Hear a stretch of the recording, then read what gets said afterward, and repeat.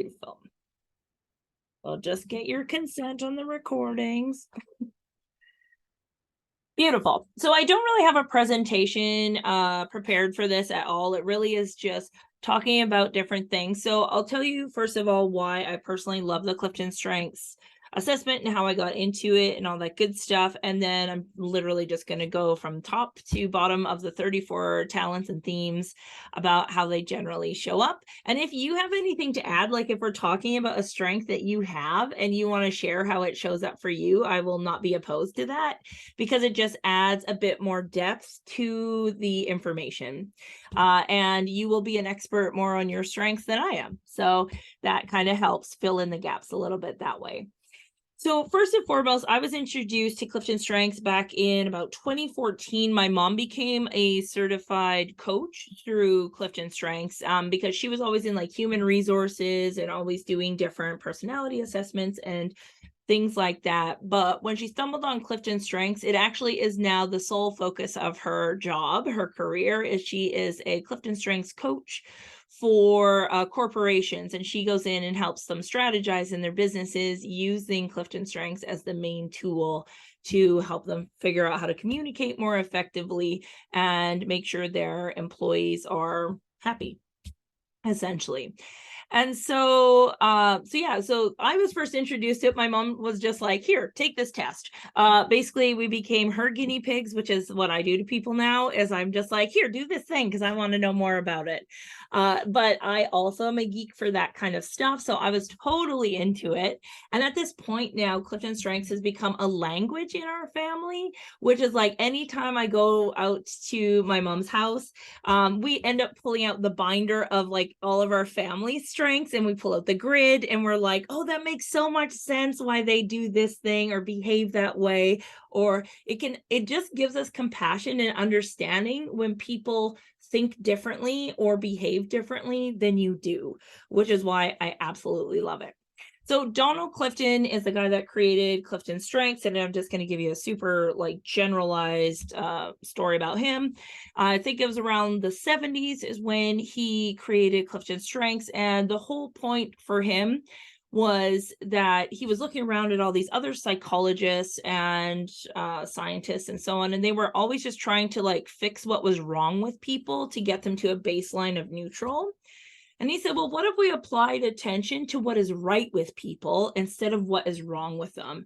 Like, what would that look like? And so that's kind of how he created Clifton Strengths, because he felt that it would be better to take people from being, not super happy to just being average, or we could take people from being generally good at something and helping them become the best version of themselves possible. So they do believe, and this is like, everyone has a little bit of a different feeling about this, but the people at Clifton Strengths and the scientists there believe that the strengths that we have are ones that we've always had since we were little. They start showing up as young as 3 years old. So you can look back in your past and see how maybe some of your strengths have shown up. Now, I know Liz and Megan have both taken Clifton Strengths. Rena, am I saying it right? Have you taken the Clifton Strengths assessment? Not yet. This is this is new to me, but I'm very interested about it. And yeah. Beautiful. Yeah. So that's totally okay. So it is something that is like the test itself takes a long, like it takes about 45 minutes on average for most people to run through it. It's all done online, but they did do something. My mom actually told me about this just the other day, that you can now, if you get overwhelmed by the questions, you can actually pause it and step away so it doesn't keep going. Because if you don't pause it, it will move on to the next question every 20 seconds. So like it's because it's based on your subconscious more than on your conscious level of thinking. So they don't want you to overthink too much, but they notice that sometimes people get anxious or like nervous about it. And so they factor that into figuring out what people's strengths are. So nothing they do is by accident. And I think that's really important for people to understand, because a lot of times when people take the Clifton Strengths assessment, they'll think, oh, I did it wrong, or this wasn't right. I don't believe in this. Da, da, da, da, da. And then as we go through and read the insight guide, which is specific to every person, we start to realize like, okay, maybe that does sound like me and how I used to be when I was a kid and how it shows up. A lot of the times the strengths that we have, we don't know we have them. That's the thing, is because it's just our natural default way of existing and doing things that we don't recognize that it is something special. So, what we do realize, though, in working with adults now, a lot of the positive psychology information that we have access to now, our parents didn't have it, their parents didn't have it unless you were a psychologist. And so, growing up, many of us had caretakers that maybe had different strengths than we did. And so, what that can do is we can assume that, well, this is my human experience, so everyone must be like me. And so, I don't understand why they're behaving that way. I don't understand why they're so sensitive. I don't understand why they're so messy. I don't understand why they just can't be happy doing the same thing every day. And they can project their lenses of strengths onto children. And so, a lot of us grow up feeling like maybe these are things that are wrong with us or bad about us. And the reality is that's just not the case. It's just that we didn't have the understanding that we do now, that everybody sees the world differently and has their own strengths through which to view the world. And once we understand that, we can start to recognize and have empathy and compassion for people that do behave in ways that maybe we just wouldn't. Like, to understand that there are people out there that don't have empathy is wild to me. Like, I remember being baffled that I'm like, wait, like, how can people just not consider how other people might be feeling? That to me was always a wild thing. But then once I realized, like, oh, their brain is just not wired in that way, just like mine is not wired to work with numbers and spreadsheets. My brain doesn't like it and it makes me uncomfortable. But we feel like we have to be everything. So when we look at the Clifton Strengths, there's 34 different, we call them talents because they're talents at first, because they're just naturally occurring. They become a strength when we start to harness them and focus on them and work with them instead of trying to push them away. Okay, so they determined that out of the 34 different talents, you are the same as 1 in 33 million people. So common sense can't possibly be common sense if you are seeing the world the same as 1 in 33 million, right? Like, that's just not possible. So, and you could probably pinpoint certain experiences in your life where either a partner or even a friend that you really get along with, you both experienced the same thing, but you saw it very differently or you reacted to it very differently. And a big part of that will be because that is your strength showing up. And we definitely see this in times of crisis. Definitely things where you go into like a fear state or anything like that, your strengths will become very strong very quickly. And if we don't understand what's happening, it can turn out to look like a weakness, but in fact, it is actually your strength. So, do we have any questions about that very topical description that I just gave you about Clifton Strengths? Anyone? Anyone? No? Okay. So basically what I want to do today is just go through the high level overview of all the different strengths that exist. There is a resource sheet that I'm going to, that I can send you all. I think I downloaded it. So let me see if I can attach a file here in the chat, I believe, maybe. What is this? Or I'll just put it into Dropbox and then I'll share it later for you. But it essentially is the stuff that I'm going to be talking about, the breakdown, the general breakdown. So if you haven't done Clifton Strengths, this is going to give you an idea of what it could be. You can guess which ones you might have and then take the assessment and then see how close you were to figuring out what you have. Or if you have people in your life that haven't done it and you're like, oh yeah, no, that definitely sounds like them. If you have strategic as a strength, you will enjoy this tool because it helps you learn how to communicate effectively to get the outcome you desire, we'll say, or manipulate people, however you want to say it. But either way, it's a really good way to just have understanding about a situation that a lot of people might not have. So there's just a few more people joining last minute here. Okay. So let's get into it here. I'm just going to pull up my screen so I can see what I'm looking at. Of course, oh, who's there? I hear a sound. I will get, if you could just make sure you're on mute unless you have a question. You can just use the little hand raising question if you have a question as we're going along and all that good stuff. Of course, it went away. So give me 5 hours to find this, my friends. There we go. Okay, so we're going to start at the top with achiever. So those of you that have taken the assessment, do any of you have achiever in your top 5? No. Okay. I do have achiever in my top 5, and I've always had it from the first time I took the test. I've taken the assessment since 2014, 4 different times, and achiever is the one that has always remained consistent in the top 5. It has moved around in my top 5, but it is something that motivates me a lot. So the way achiever can show up for a lot of people is that we are the people that love to cross things off of lists. So sometimes we'll do something and just add it to a list so we get that satisfaction of crossing it off because that means we have achieved something we set out to do. Usually achievers are people that are worker bees. They will set a goal and they will make it happen, usually a lot faster than most people will do. And it feels so satisfying when you're like, I said I would do the thing and then I did the thing. So if you have somebody in your life that they do what they say, chances are they probably have achiever in their top talents or top strengths. And so it is really good.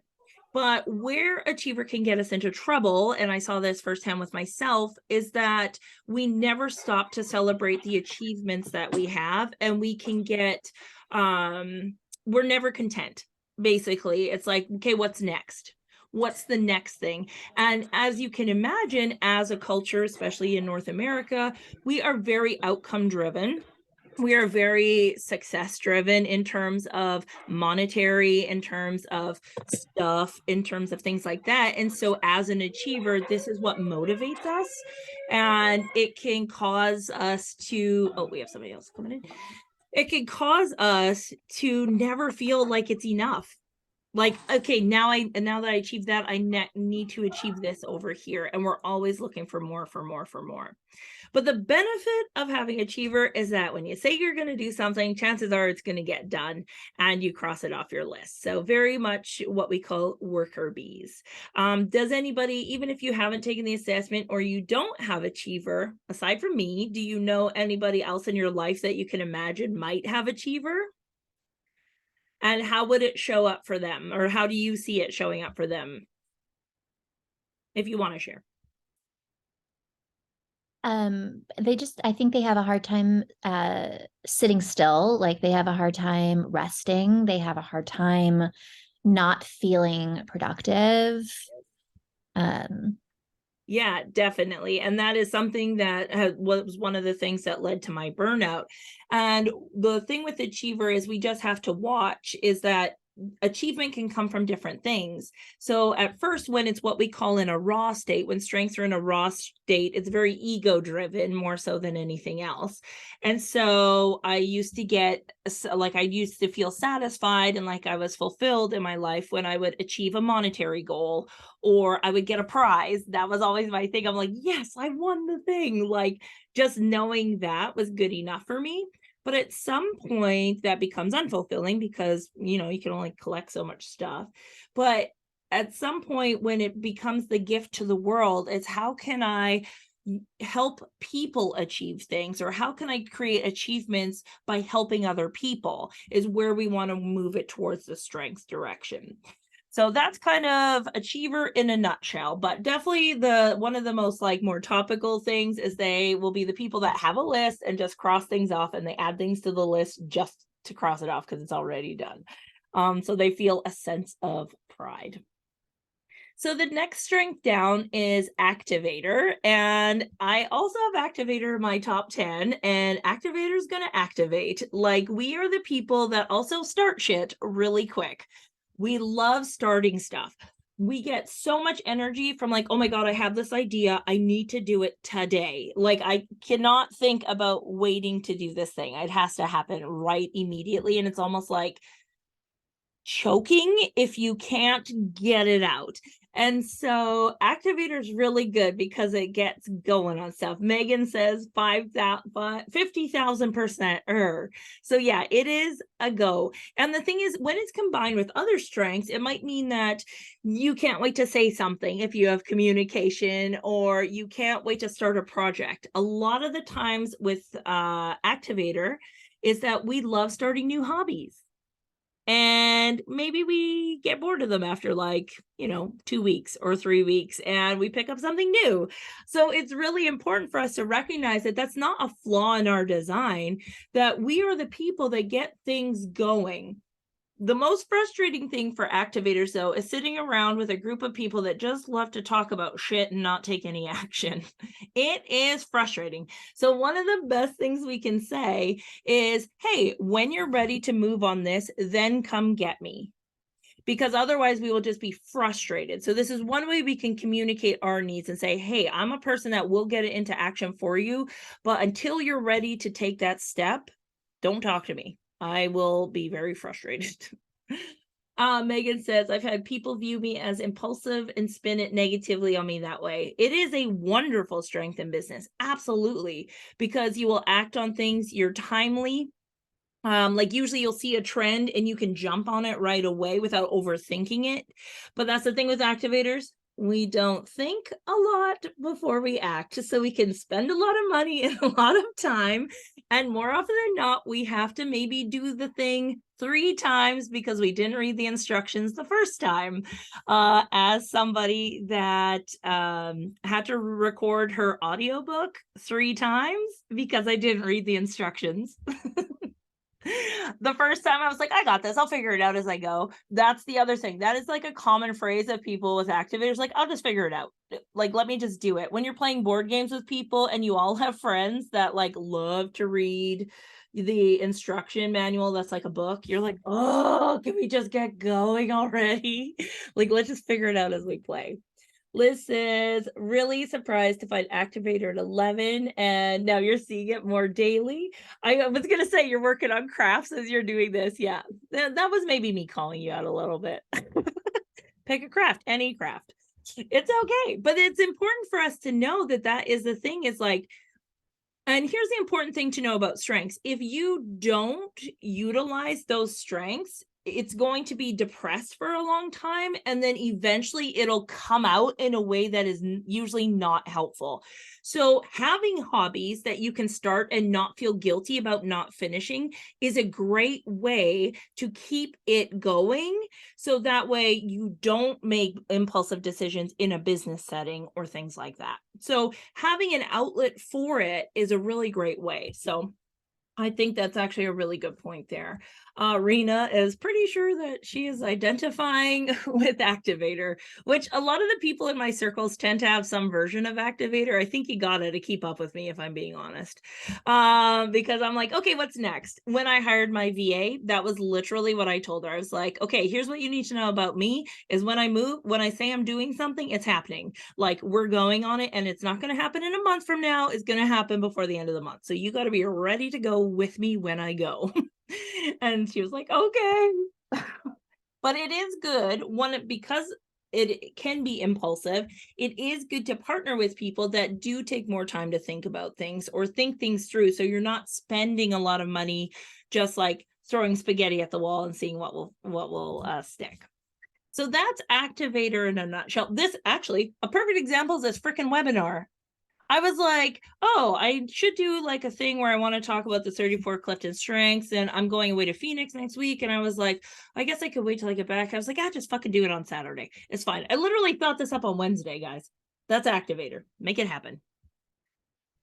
All right. So the next one down is adaptability.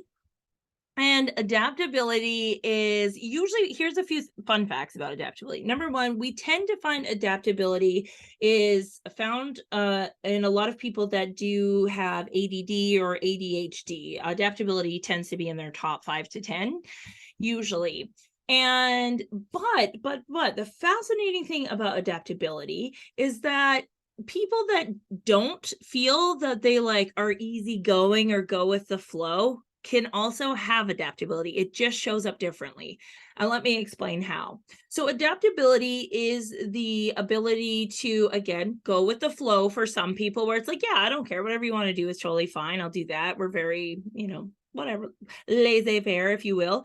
We'll do whatever. But there's the people too that when they're in a situation that they don't like more often than not, they're very like consistent and they like things to be a certain way. They'll like get themselves out of a situation when it feels unsafe, when it feels whatever. They don't mind hurting people's feelings because they're like, nope, I gotta go, bye. So the people that are surprised that they have adaptability are usually people that like everything else in their being is not compromising, but they will get themselves out of situations with adaptability. Does that make sense to everyone? And so, yeah, I have a few people that I surround myself with that they were like, I'm not adaptable at all. I don't understand how this shows up. And then in talking to them there, I was like, yeah, but are you okay to leave a party if you're not feeling like if you're not feeling good being there? And they're like, oh yeah, I take off like right away. Yeah. Whereas people that don't have adaptability will feel like, oh, well, I have to, like, depending on their other strengths, but they'll be like, well, I have to stay. And like, I promised I would be here, so I'll stay for the other person.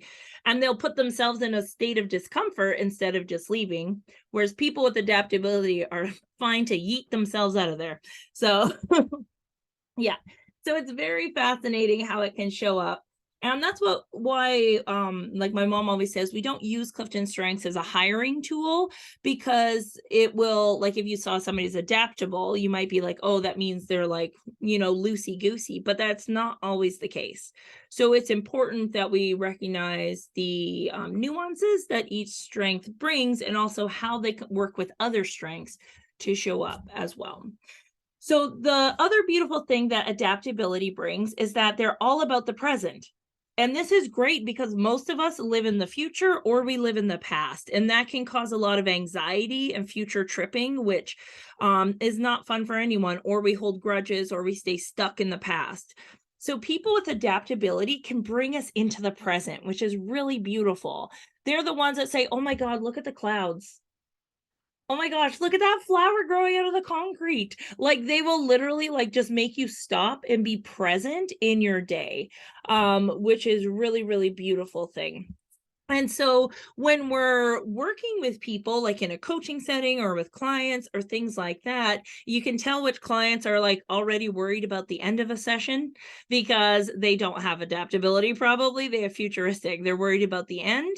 But the clients that have adaptability are like, I'm just here to have a good time. And like, let's see where this goes. And they're like really invested in the moment, which is cool and beautiful. And a lot of people have a hard time being present. So that is the beautiful thing that you can bring to your friends if you are somebody that has adaptability. The downside to adaptability, though, is that you might compromise yourself too much. If you are a people pleaser for many other reasons or things like that, it's just easier just to go with the flow than it is to speak your mind or, cause a fuss or whatever. And so some people might take advantage of that. So you want to watch out if that sounds like you, like, oh no, I can make a decision here and choose the XYZ for me. So that's adaptability for you. Okay. So analytical, I don't have it all. Does anybody have analytical that's taken the assessment? Does anybody have analytical in their top 5 or 10 strengths?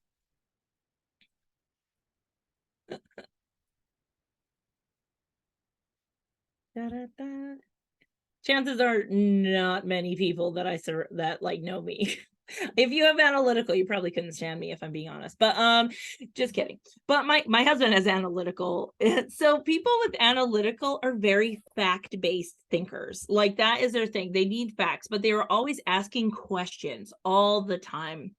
And so they're looking for reasons and causes, and they need to think about every factor that might affect a situation. This is why I say that my husband's a robot, because he's so analytical thinking. Like the first time I asked him, like, how does my website make you feel? His brain like literally short circuited, because his brain was like, what would the reason of that matter? That doesn't even make sense to me. He's like, what statistics are you trying to collect? And because we didn't do strengths yet, I would get frustrated about that, about him saying that, because I was like, why can't you just imagine what it would feel like? Because he's a robot. Feelings don't factor into analytics. But now he's the person I go to when I want to work through numbery things, when I want to work through spreadsheet things or risk assessment, or like look outside of the industry and industries that I know nothing or care about at all. And so analytics are also people that in school, they probably got in trouble because they always ask questions of the teacher, and most teachers don't like actually when kids are inquisitive and inquire or push back against facts that may not be 100% correct. And so they are usually people that have analytical, get very frustrated very quickly when they're emotionally unregulated if people are speaking facts that aren't true. And so as a kid, they would push back on that. And so they get in trouble. Most of the people I know that have analytical barely made it through high school. Oh, Julie, yes. Okay, yeah. So you can, if you want to come on screen, you can, to share why you think analytical sounds like you. Or you can share in the chat if you prefer to share in the chat than out loud. Da, da, da, da. But yes, analytical, when I found out that analytical was in my bottom 5, I outsourced my taxes. I was like, get it out of here. I don't want to look at this anymore. I would cry at the end of every month or every quarter because I just hated it so much. But this is the thing, in school, they're like, oh, you're bad at math. You should focus more of your attention doing math. And I was like, oh, nothing made me feel less confident than doing the thing that my brain doesn't know how to do. Right? So school is not set up for this. Oh, that's totally fine, Julie. Don't you worry. You can change your baby. Take care of your baby. It's fine. Just whenever you're ready. And if you want to add something in the chat, that's totally cool. All right. So that's essentially analytical. And it very, like, people, let's see, I would be shocked if my history professor, well, actually, husband doesn't have probably people with analytical as well, are people that are like, I don't need a test to tell me who I am. Like, they very much like push back against the idea of behavioral assessments and things like that. Have also been known to be called cold fish because they're so fact-based. Like, there's literally no emotion on their face when they're like thinking about something. They're just data processors. They're like little computers. And so you're like, are you even having fun? And they're like, just thinking. That's all they're doing. It's so funny. Why are you mad? Oh God, don't even ask that question to them, because they're like, am I? Yeah, I'm not mad. No, they just look like they're like unimpressed all the time. So if you have wounds, that's my face. Exactly. That's my husband. And sometimes they don't know when they have feelings, actually.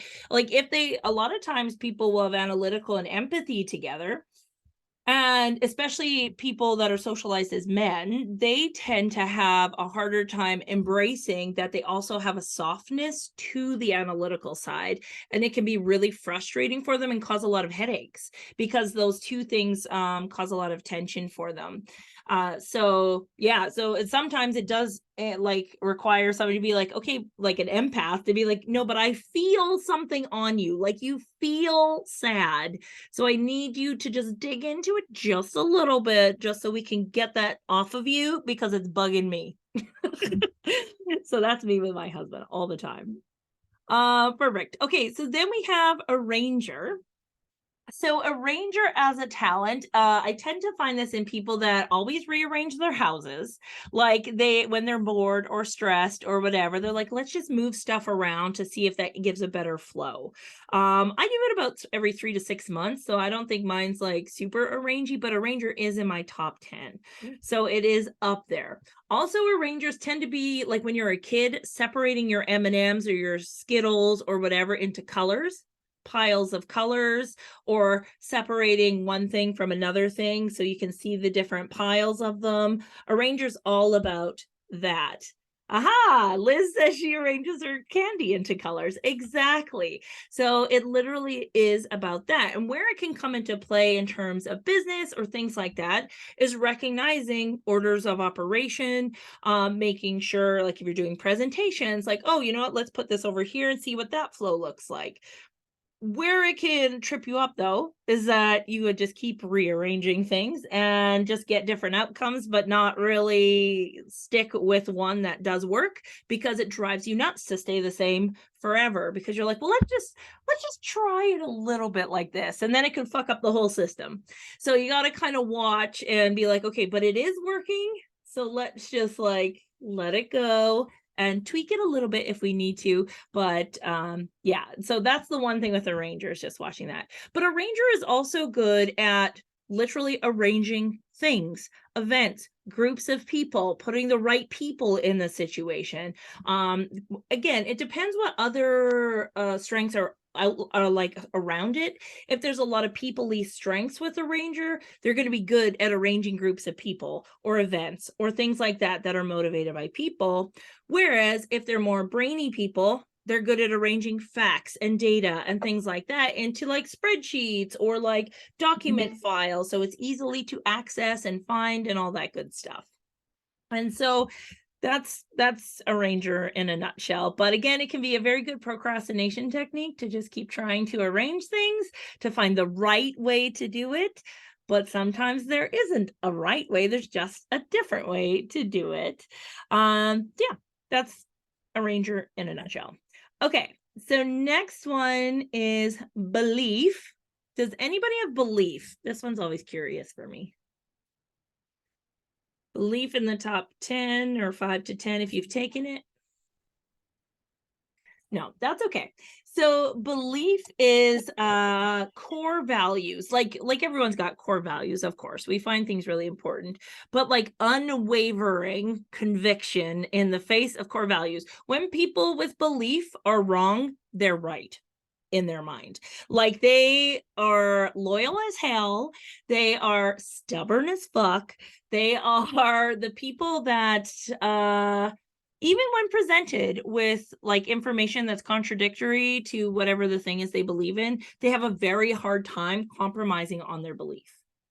And so we see this a lot in sometimes with people, I would say people that also have like kind of a religious background a little bit. They have like usually Christianity is one of the main ones for sure, where there's like a belief, like unwavering belief in this thing, and which is, you know, that's fine. But it's important that people also understand that it can cause a lot of contention in relationships if you don't open up your mind to possibility with somebody else, not necessarily on the topic of religion, just on any topic. And I see this a lot when belief plays out to fulfill the ego for a lot of people, is like, I'm right and I'm going to be loud so you know that I'm right, instead of actually just like having a civil conversation or trying to tell their side of the story. They just are like, nope, not listening to anything else, and they shut down communication. So that would be the downside to belief, is like, no, I'm right. That's all that matters. So a lot of times they will partner up with people with not even knowing it. This is the interesting thing. People don't know. We just end up with people, but they might end up with people with harmony or adaptability or things like that, because those people won't argue back. They're not going to fight them on that. And so they always feel like they are right. So it's just fascinating to see how it can show up. Again, depending on the strengths that surround it, is also makes a big difference. If it's surrounded by analytical, deliberative, like very fact-based things, it's going to be unwavering in the face of new evidence for the most part, unless analytical is above, in which case it would say, okay, no, we've got new evidence. Hold on. You can still kind of believe that, but we need to also acknowledge there's new evidence. Whereas people that have belief with people-y things, a lot of times they will have core values about what it means to be human, and they will fight for that tooth and nail, loyally for the people that they care about. So this is what we're noticing, right? Obviously, every strength has a plus side, but overused, it can become a weakness. No strength is better than another. It's simply just different. And it's important for us to understand, what is it for? We believe that, like with Clifton Strengths, is like, while these are your strengths, these are your gift to the world, and how you show up in the world, and how you show up in your business, and how you get things done. But when it is serving just us is usually when it takes more of the weakness side of things. So we just want to watch and pay attention how they show up. So the next one down is command. Does anybody have command in their top 5 to 10? I think, Liz, you had command in your top 10. Yeah. Anybody else? If you've taken it, if you haven't taken it, that's totally fine. You can also just use the chat if you want. So the fascinating thing about command is that it's like 5% of people have command in their top 5. So very few people have it. And for our first week of body image boot camp, literally almost everyone, except for 2 people, had command in their top 10. So it was a lot of strong personalities for sure, which this is the thing. It's very important for me to say it's not a bad thing, but command is all about taking leadership and leading the pack. So imagine if you have, 8 leaders in a room, it's going to be a lot of alpha energy happening essentially. And the cool thing about command is like, you can feel it. When somebody with command walks into a room, if you don't have it, you feel intimidated. Like if you don't have command, or if you do have command, you may have been called intimidating by people in your life at some point. And command is the person that, like, when everything's going to shit, they are the calm in the storm. They are the ones that are like, hey, everyone, listen, this is what's happening. Delegate, delegate, delegate. They don't like doing anything. They like telling people what to do instead, more often than not. And I don't have command, but I surround myself with people that do have command. My mom has command. My husband has command. My friend Jill has command.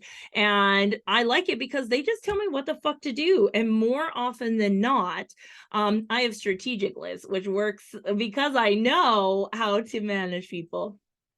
But yeah, and so the thing is, for me, I like people with command because they'll be like, cut the shit.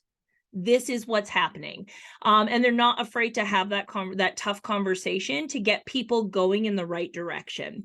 They're usually very forthright and so on. Now, the thing with command, though, is that it can be led through fear, or it can be led through respect, or it can be led through people, like understanding this is for the betterment of people. Again, we can imagine if they're leading through fear, that's more ego-based, where it's like, oh, they're not listening to me. This is when we're kids, right? If you had command as a kid, you would have been called a bossy kid, probably, if you were trying to tell people what to do, especially if you were socialized as a woman and things like that. So, but the beauty of command, again, my husband has it. I love it. When I go on a trip, he just tells me what to do and where to go and all that good stuff. And I love it because in my day-to-day life, I have to make all the decisions. So I like that I don't have to make decisions when I have a command person. However, one time we were on a trip, this is just a fun story, as somebody that doesn't have command, like being married to somebody that does have command. And I was like, listen, you always tell us what to do and where to go. I want to direct us for once, being a cocky little shit that I am. And so I was like, I think we need to go over here. And Ryan's like, okay, but like the cruise ship is leaving in like 20 minutes. So we got to like get back. I'm like, I'm sure this is the way to go. Was not the way to go. So I was like, okay, let me just stop and look at my phone. And I was like, oh no, we were very far away. And all of a sudden, he didn't say anything mean. Like, he didn't get mad at me. He was like, this is what needs to be done. We're going to go up over here. We're going to climb these stupid hills and we're going to get down there. And we made it to the ship on time. But the beautiful thing about him is that, unlike me, who's got communication and would talk and be like, oh my God, you got us lost. How could you do that? He was a better man than I, and he just knew that he did the right thing. But the thing was, he took command of the situation and said, this is the outcome we need. This is how we have to get there. It doesn't matter. You can complain all you want up that hill. It doesn't matter. We have to go. And so they don't put up with shit. which is really awesome. So yeah, sometimes having a command is a good thing. But they're also the person, if you go to networking events and you're sitting around a table and they're like, hey, we need you to designate somebody to be the speaker for the group. They will, without knowing the people, you will all point to the person that probably has command. You don't even know how you know, you just know that they would be a good one. It's wild. I love it so much. I'm like, why am I intimidated? Oh, they probably have command. That's fantastic. Like, now I know that's what that feeling is. Okay, so under command is communication. So communication people are our natural storytellers. They have stories to tell about literally everything all the time. If you could be talking about anything and they'll pull up a story that somehow relates to it in some capacity. They are the people that love to talk, love to write, love to just communicate effectively to people. Where it can be a weakness or how it can be overused is maybe in, you go somewhere new and you're super anxious. You might talk a lot to get yourself through the situation. I have communication in my top 10. And when I was doing driver's ed, my teacher was like, oh, Terry, you're just like you were when you were first learning how to use a computer. You just keep talking and talking and talking. People with communication, your report cards when you were a kid probably said talks a lot in class or is a really good public speaker, loves debate class. If you had belief and communication, you'd probably be really good at debate, just saying. Yeah. So communication is that natural storytellers, natural speakers, like professional speakers, people that are able to get other people excited. They could be songwriters. Like communication obviously comes in a lot of different forms that way. I'm really good at conversation and so on. And so when I lead a group of anything, I will usually figure out, or I'll have people take the assessment, which is usually what I do. So I know who my communications are. So I know who to call on the first day or for the first few questions, because there are other people with different strengths that don't feel comfortable answering right away. So my communication people, I know, will be fine to talk for the class. And it makes it that much easier for everybody to just kind of sit back and feel okay to be in their own strengths, because there's somebody else in their communication strength that will get the ball rolling, so to speak. So then we have competition. So I don't have competition, but Liz, do you have competition? No? It's my bottom. Oh. It's literally my very last one. Yeah. So competition is like, if you are the person that when you're driving and you like come to a stoplight beside somebody else, you're like racing that person off at the green light, whether or not that other person knows that you're racing, you're racing. Usually people with competition love to win, hate to lose, hate it, like viscerally angry. Oh yeah, Kiona, definitely take the test. And so the thing is, we want to, with competition, it is good in business because you're looking to what other people are doing, but it can become over consuming almost, because then you're spending more time in other people's businesses. So you want to make sure that competition's being used in a good way, where it's like, hey, I recognize that this is what they're doing. We need to do up our game on our end, but not stay stuck looking at what they're doing. Instead, just use that as motivation to move your business to the next level, right? That's how you innovate. That's how you move forward. That's how things happen. My sister is competition, which is hilarious to me because like she's always in competition with me and I'm not with her. And so that drives her nuts because I don't care. But one time, but I know that it would, like, we're siblings. So I know that it would bug her sometimes. So she like came in second for a game we were playing, like I won. And she's like, well, I came in second. I'm like, yeah, that's just a first place loser. And she was like, I hate this. And we've never played the game since. So the thing with competition, if they're not good at it, they're not even going to fucking try. Like, they do not want to be seen as bad at whatever the thing is, which can get in the way of just like doing things for the enjoyment of doing things.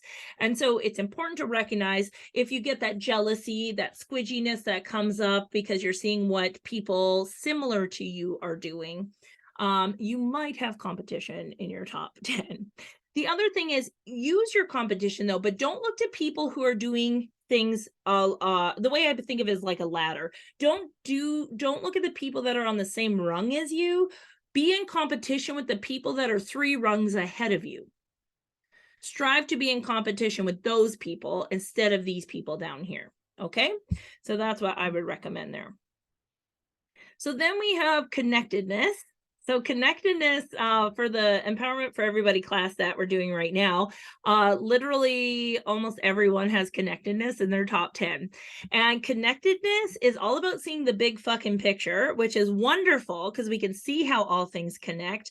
However, it can become very overwhelming because we see how all the things connect and there's so many things that have to be done that we just might as well not do any of them because I don't even know where to start. And so it's overwhelming very quickly. And so the best thing to say to a connectedness is like, okay, what is the first step? Like bring it in. What is the first step we need to do? And just move through that first step. The other cool thing about connectedness though, is that they have a person for everything. Like they are the resource that you want to connect with. Either they have a book to read, a person to speak to, somebody to fix your sink, whatever the thing is you're looking for, they could be like, hey, I know so-and-so, or here's a book that I think will help you with that, depending on what other strengths lie around it. And so connectedness is really good for that kind of thing. They usually have big resource guides. The other thing with connectedness is they tend to believe that everything happens for a reason. They can trace everything back. One of the fun things for a connectedness to do is say like, for example, oh my God, we're on this call today and like I met Terry here. And then how I heard about Terry was over here. And then I wouldn't have done that if I hadn't been in this place over here. And so it's fun to like trace back. And then the other thing with connectedness is they'll be talking or telling you a story. And they'll be like, oh, yeah. Oh, what's that actor's name? What's that actor's name? Oh, I can't remember. And literally 4 fucking hours later, when everybody else has moved on in the world, they're like, it was Paul Rudd. And they're like, and everyone's like, what are you talking about? Like, we've moved on. So sometimes with people with connectedness, if this sounds like you just need to fill people in on how you got to where you got to.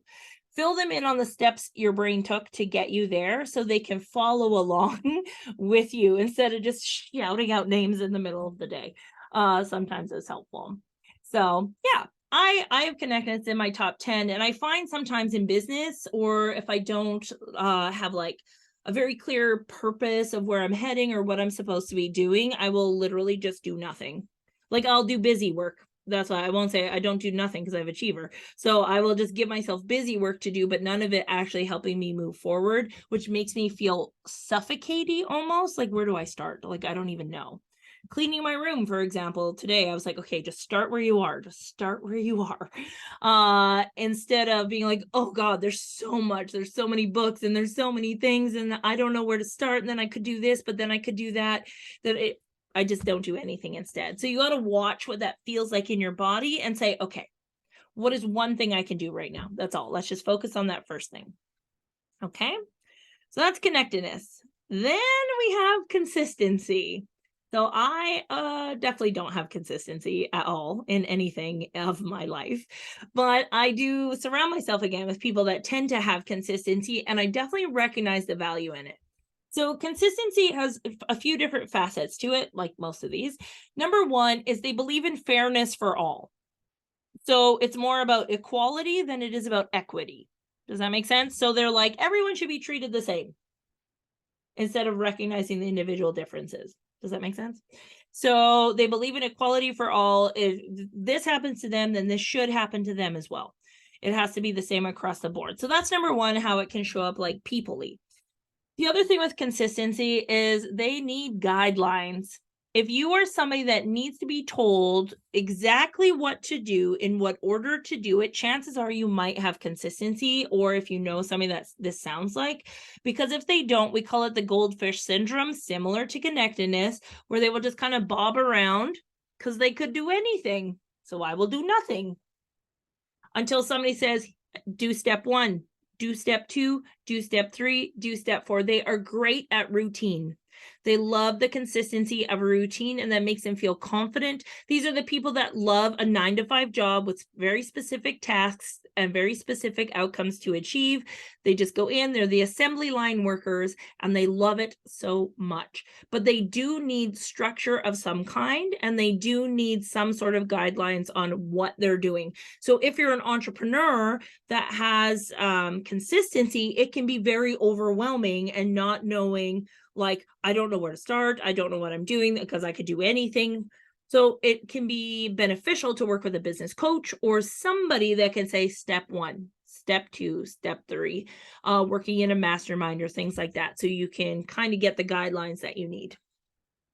So yeah, one of my best friends is consistency. She's been in the same job for 15 years, even though she fucking hates it, but it's consistent.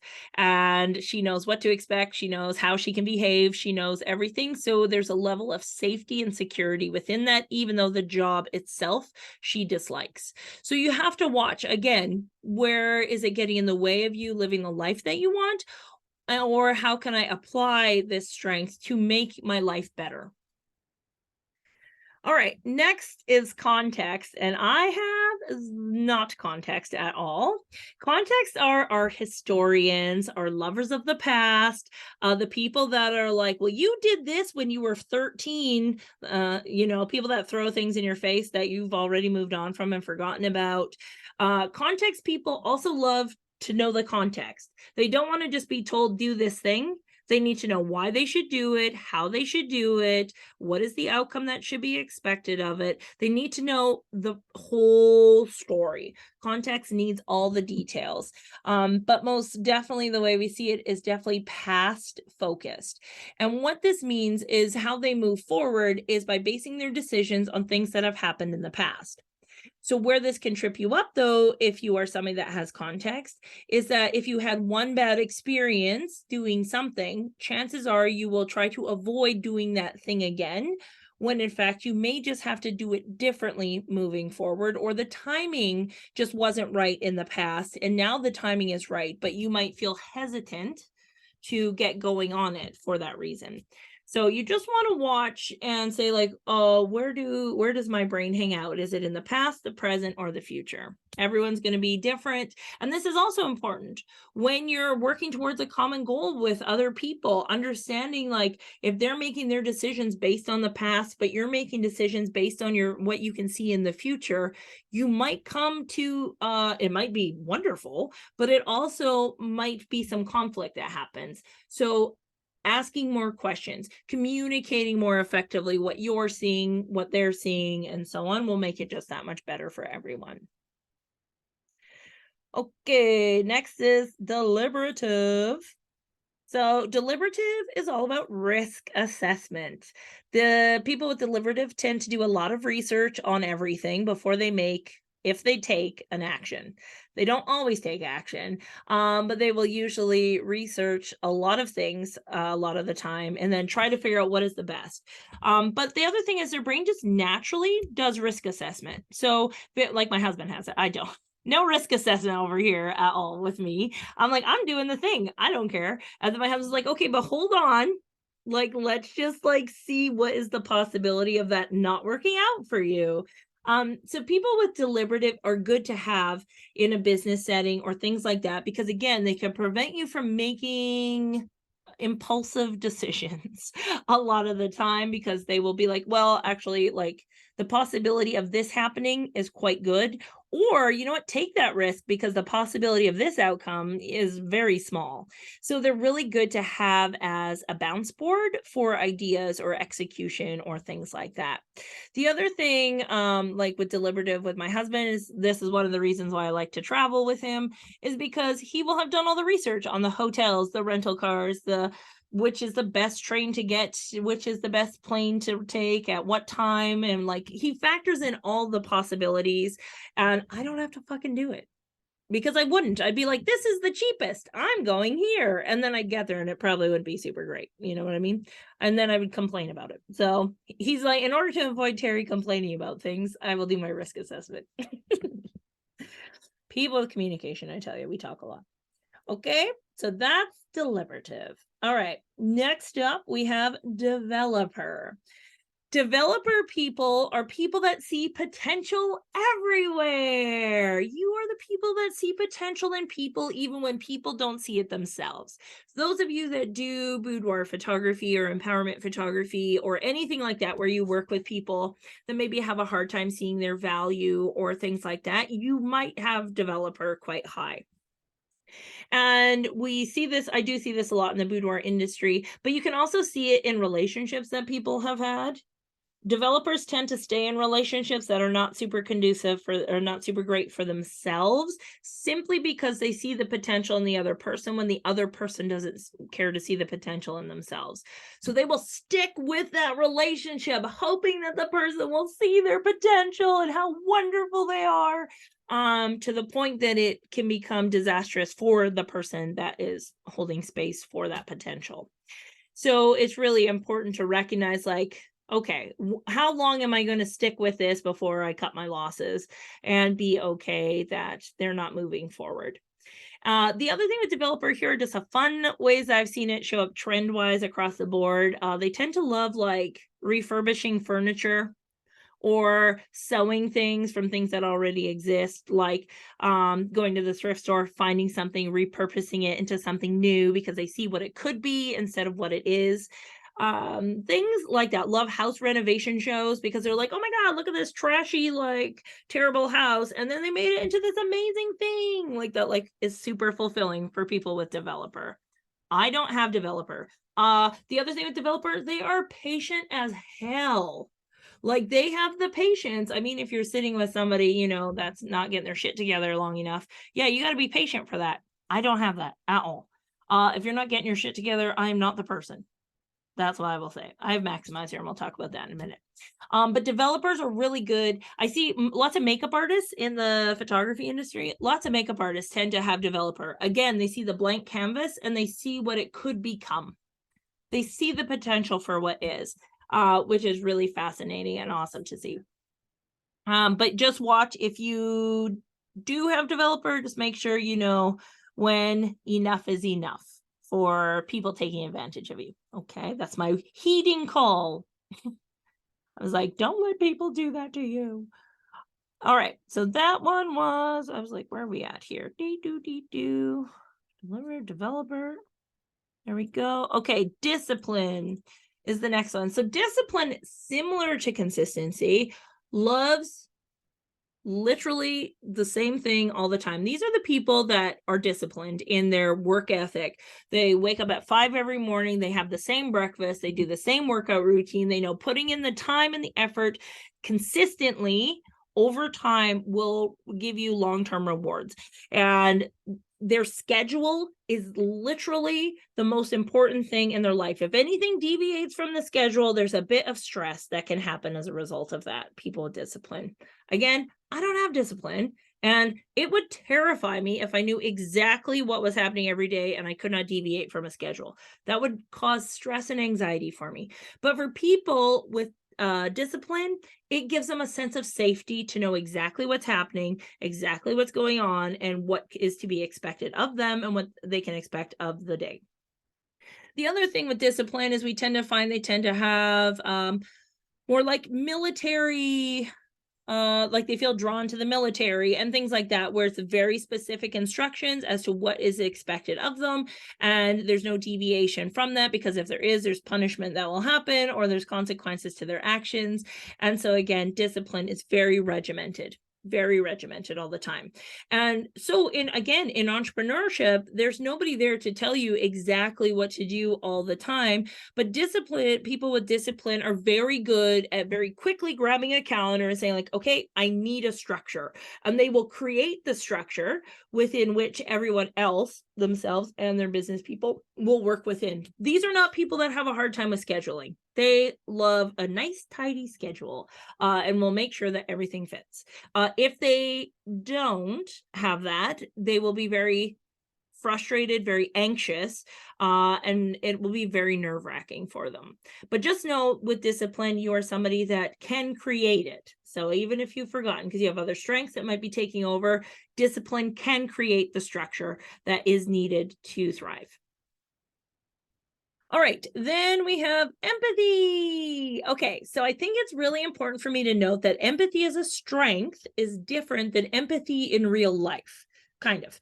So there's people that are empaths in real life where, somebody walks in the room and you're like, well, they're mad. And you don't have to look at them. You just feel the energy shift. That's an empath in real life. Empathy as a strength is really just seeing things from other people's perspectives or putting yourself in somebody else's shoes. But the important thing to note is not everybody has empathy as a strength. It is not their first pass to think, oh, I wonder how that person feels about this. No, there are people out there that don't even consider it. My mom is one of them. And understanding that about her, understanding when I call her, her first line of defense is to go into strategy and problem solving and solutionizing instead of just understanding was really imperative for me to be able to understand her communication style and ask for what I need. So if I need her just to listen, that's the first thing I start with. Hey, Mom, I just need you to listen while I talk this through. I don't need a solution, but I'm able to ask for that in a way that's non-judgmental because she doesn't have empathy, so she doesn't care. So she'll be like, thank you for telling me that information, right? Whereas my sister for a long time would call just expecting my mom to empathize, but she didn't know how to ask for that. So once I told her that, it actually changed their relationship because she was able to communicate her needs more easier, and my mom was able to just slow down the part of her brain that wants to jump in and fix things. So the more we understand that not everybody has empathy, the better and probably the more compassion we can have for people that don't have empathy. Because we're like, wait, their brain just can't, it doesn't go there automatically. Just like mine doesn't go there automatically for discipline or analytical or things like that. Some people just don't know how to think of other people, and that's okay. All right, so let's see. What's next? We are on to focus. Oh, did I freeze? Oh, no, we're still there. Okay. So focus is for people that literally get tunnel vision when you're like, this is something I'm fascinated about. And all you see is that thing. Like you can't see outside of your blinders. You're like, all I see is this one thing and I'm focused on it. And if anybody breaks my concentration, I am going to be a bear. So I have focus in my top 10, but I also have adaptability. So I'd be editing and in my zone, listen to music, doing the thing. And then my mom would call. So adaptability is like, hey, pick up the phone. So I'd be like, what do you want? And she's like, wow, why are you mad at me? I was like, you broke my focus. And she's like, why did you answer the phone? Because of my adaptability. And she's like, okay, but if you know you want to focus, put away the distractions. Right? Start creating systems that are going to help you be less frustrated, or again, ask for what you need. Be like, let it go to voicemail. That's okay. Right? So it's really important for us to, if you do have focus, to recognize that people aren't purposefully trying to break your focus, and they don't mean to do it to be mean. They just don't know that you're focusing. So, and that's something too, when I'm writing, I get into this tunnel vision of writing because my brain's trying to put words together in a poetic way. And that is always the time my husband wants booby grabs. And I'm like, don't touch me. I am writing right now. And I get really irritated. So now we just know, I shut my door. He made me a recording sign outside that basically I turn on. So that way he knows not to come bug me when I'm doing something. So even if I'm not recording something, I'll turn that on because I want to focus. And then he knows not to bug me. So there are different systems you can put into place to communicate to the people that love you, that you just need this time to focus. But where it is good is that you will literally focus on a task to get it done. And that is hard for some people, is to do that hyper focusing. You just have to know when enough is enough and to pull yourself away from the task. All right, futuristic. I have futuristic in my top 5, and I've always had it every time I've taken the assessment, and I love it so much. How it really hit home for me that I had futuristic was my mom asked me a very simple question, and she was like, tell me about your favorite session, your photo shoot that you did in the last 6 months. And I was like, I have one coming up that I'm really excited about that is like with this and this. And she's like, that's not what I asked you. I asked you what was one that you've done. And I was like, oh, and it literally is like pulling apart forever ago. Like if it didn't just happen or it's not going to happen in the future, it is all tucked away in this ball of forever ago. So I have to dig through and be like, what even did I do? I don't even remember. Let me go look at my calendar because I've already moved on. My brain is already in the future. The other thing with futuristic is we can see things that other people can't see. And this is hard sometimes because we can see where we want things to be. We can see what they could be, but maybe the systems haven't caught up to allow us to get to those things, or the inventions haven't been made to make that a possibility. People with futuristic tend to love science fiction. They tend to love the possibility of what could be more than what is and what was. It can be frustrating and very lonely to have futuristic because you can see the vision, you can see it, but there's a lot of people that don't have futuristic. And so they'll make you think your ideas are stupid or impossible. And that's not necessarily true. Take it from somebody that makes shit happen for things that haven't happened before, right? So sometimes you just got to try things. So that's futuristic. So just if you find yourself living in the future, just pair up with somebody that's got adaptability to bring yourself to the present, or just remind yourself like, okay, what is today? What is right now? What am I feeling right now? And be very intentional about bringing your attention back to the present. I will say just something I've noticed for myself is futuristic gets in the way because I start future tripping when I look at my calendar, because I also deal with like scarcity issues and things like scarcity mindset. So when I look ahead at a calendar that's empty in 3 to 6 months from now, my brain panics because it thinks that that's where I currently am. Right? So it thinks I'm 6 months in the future, but I'm not. And so I have to remind myself like, no, we're actually okay. It's totally fine. Like don't book your calendar full now for 6 months from now because you wanted that time to be available for opportunities or whatever the thing is. Right? So you have to watch and be like, am I worried? Am I anxious about things that are actually true right now? Or am I being worried and anxious about things that haven't even happened yet? Because essentially that's anxiety. And so then remind yourself, I'm safe, I'm supported, it'll be fine, everything's okay. But just bring yourself back to the present. All right, then we have harmony. Harmony is 34 for me. I don't care about keeping the peace. Harmony is our kumbaya, like everyone just hold hands and get along and everything will be fine. Yeah, I don't have that. So, and neither does Liz. So the thing is, we're okay. Not that it's not saying like we love confrontation or we love having like disputes or discussions that are loud and, it doesn't mean we love that, but we're not afraid to do it. Like if it has to happen, it will happen.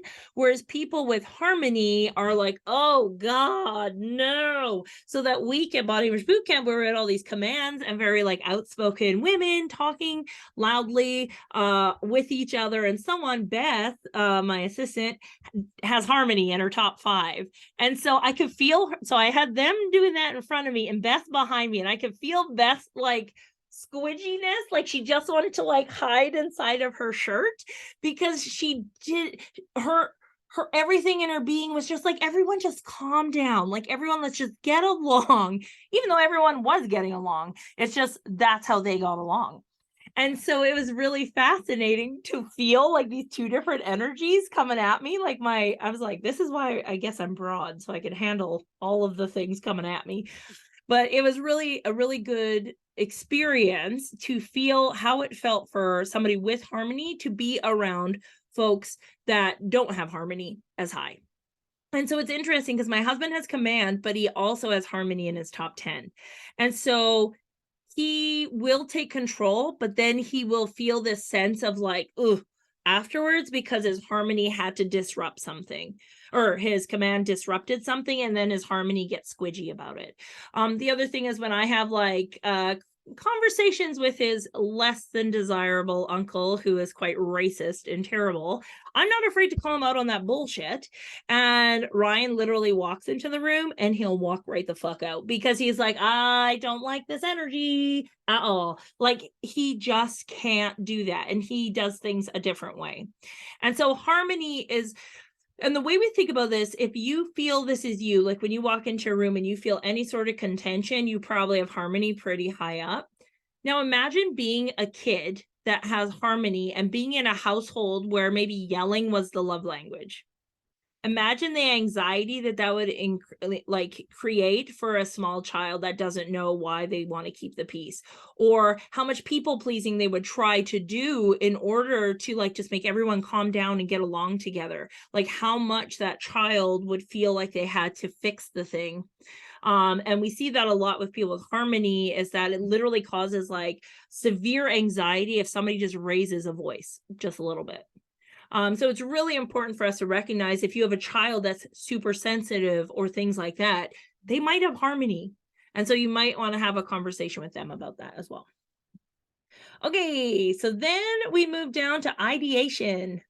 So ideation is like ideas all the freaking time, like literally all the time. You just can't shut it off. It's like drinking from a fire hose. Like there is just ideas. If somebody comes to me and is like, hey, I don't know, I'm just thinking about starting a business in this area, by the end of our conversation, I will not only have given them a whole business plan, but I will have also given them a logo, a business name, given them like different things that they can do for customer service, given them ideas on how they can market. Like it's just like, and then we could do this, and then we could do that, and then we could also, it can come across a lot like connectedness, because connectedness sees the steps. Ideation doesn't see steps, they just see ideas. But here's the thing that I have learned: just because it's an idea doesn't mean it's a good idea, my friends. So you need people with deliberative or restorative or things like that to be like, hey buddy, that sounds great in theory, but listen, here's everything that will go wrong if you try to make this happen, right? If we think of Firefest, I bet you Firefest, if you haven't watched the documentary, please just watch it because it's hilarious. Well, I mean, it's not hilarious, but it is kind of funny. But anyways, but that was like, definitely that guy has ideation and belief in some capacity, because he was not willing to budge that he was wrong. But anyways, but ideas flow all the time. And it's great for brainstorming. It doesn't, but just because you have ideas also doesn't mean you have activator, which means you might have the ideas and feel bad that you're not executing the ideas if you don't have activator. So getting together with other people to brainstorm is so fun for people with ideation. If you are somebody that doesn't like to do the action piece to it or the achiever piece to it, and you just like coming up with ideas, consider maybe doing consulting for other people and like just giving them your ideas and getting paid to do that. That's what I love to do. That's how I coach people. I'm like, here are some ideas. Whether or not you want to execute them, that's on you. But like, here are just some great things you can do. So ideation is great for entrepreneurship that way, for sure. But again, just remember, just give idea doesn't mean it's a good one. Okay, next up is includer. So our includers tend to be natural huggers. You literally love to include people into your personal space. It's beautiful. I don't have includer. That's 33 for me. I don't care if you don't want to, if you wanted to be here, you'd be here. But my sister has includer, and she literally is the person that arranges family dinners. If she invites like one family from the neighborhood over, then all of a sudden the party has grown, because now she has to invite every family in the neighborhood over, even if she doesn't like them. Like she's like, oh, but I feel bad that they're not being invited. They'll feel left out. And so we realized that even if we know she's going to say no, we still ask, because includers like to be included. Includers are great for bringing people into the fold, so to speak. If you go to networking events and you see somebody standing off to the side in your business, bringing people in. But again, similar to developer, you may be trying to get people to see something that they don't actually care to see. There are people like me that just like to stand off to the side and don't care to be included. I appreciate the effort, but I really don't care. You know what I mean? And that can make people feel sad. The other thing with includers is like, you're going to go broke buying gifts for literally everyone. Stop it. Like, set a budget that if you are spending $5, like if you'd prefer to give gifts to everyone, set a specific limit of $5 a gift, and that's what everybody gets. Like, save your money is what I'm trying to say to includers. You don't have to buy thousands of dollars of stuff for every single person. That's just my note as somebody that's not an includer. But yeah, but includers are great because they do bring people in. Again, when I host retreats or do things like that, I always look to the people that have includer, and I usually will point them out and say, these are your huggers. These are the people that will want to spend time with you because they love spending time with people and making them feel like they belong. That is their superpower. Okay, then we have individualization. So individualization is an interesting one. In contrast to consistency, individualization sees what is special with every single person. So they will recognize the needs of everybody is different, and what applies to one cannot be applied to another. They dislike labels for the most part because, well, there's different ways to be that type of thing. My mom has individualization. I'm like, are you a feminist? And she was like, oh, I hate labels. And I was like, oh God, calm down. But then I was like, just so you know, the actions that you're taking are pretty feministy. So like, I'm like, whatever you call it, just keep doing what you're doing. That's great.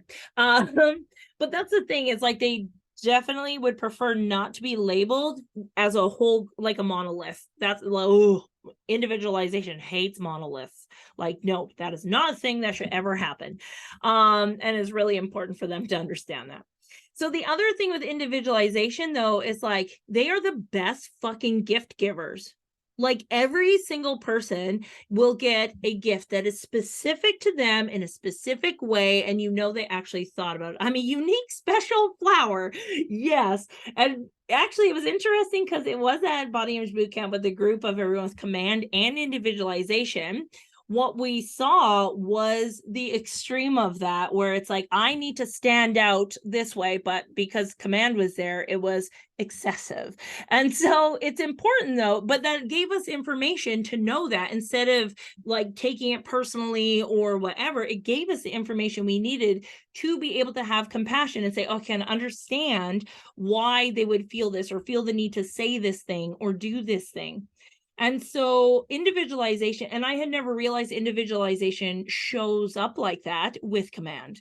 But then my mom has those two things, and I was like, holy shit, yeah, I see that with her all the time. It's like, but not me, I'm different.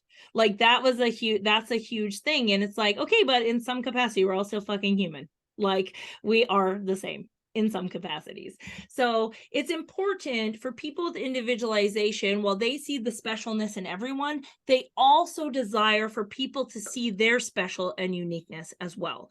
And so it's important, if you have individualization, that you are not projecting it in a way that is, what's the word? Aggressive is probably the best word to use. So it's just important to be like, but you can ask for your needs to be met and say, like, this is why, like, when you like Liz, when you receive a gift that is like a gift card, you're probably like, yeah, exactly. And it hurts. But if you can say, here's why, or if you can at least understand and say, oh, they probably don't have individualization, at least they thought of me in some capacity, it lessens the sting a bit of what we would normally take personally. That's why I love strengths, because it depersonalizes all of the things and actions and behaviors that people tend to have that we turn into stories to fit into the narrative we've created for ourselves. Right. And so it's so fascinating to be like, oh, no, they just don't think like that. The end. That's all that means. Okay, so next one in is input. And a good example of input is my room here. It is usually more messy, but like input's all about collecting. It loves collecting things. It loves collecting data. It loves collecting people. It loves collecting. Yes, Liz has this number 3. And so we have stuff everywhere. Minimalism is not in our vocabulary. And when we try because it's trendy or because that's what we're told we should do to make our lives easier, it actually can cause us to feel anxious and can cause us to feel frustrated that we don't do it right. Because the thing is, the way our brains tend to work is that we picture things where things are. Like we know where things are based on that they're under like 5 pieces of paper and the box of glitter and on the floor next to my chair, as opposed to where it's supposed to be. Now, input, when it has analytical discipline and so on surrounding it, it will be collected in an organized fashion. It will be in a spreadsheet, easily accessible and efficient to grab. Everyone's different, but input is about the collection, but input also needs the output. And so before everyone came on here, I was talking with Megan, who was on earlier. I don't think she's on here now, but I was talking with her about I haven't been able to follow people on Instagram, and it's been driving me nuts. So finally, I researched it right before coming on the call, and it said the way it was phrased on the thing was once you hit 7,500 accounts that you're following, but I mean, like most people are never going to do that. I went and looked at my following account. I was following 7,500 people. Then it stops allowing you to follow people. So that's input. I just collected accounts, but I didn't get rid of any accounts. You know what I mean? I'm like, yeah, what's the point? I don't even see them. So what's the point?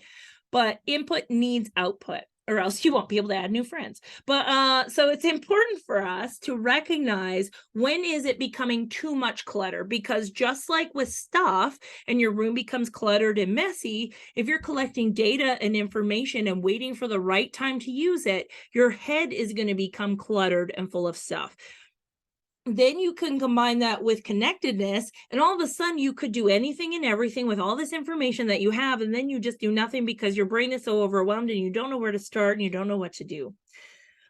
Yes, amazing. So that's good. It makes a huge difference. And again, it's your gift to the world. Why are you learning this information if not to give it to other people? I think of with my studio, I'd collect clothing, of course, and stuff like that. And I would say, okay, now it's time to get rid of it. And I would sell it or give it away to people. And that would make me feel good because it's like, now you go use it. Right. Or in terms of clients or photography, it's like, yeah, look at this wall of amazing people in our community. That's fantastic.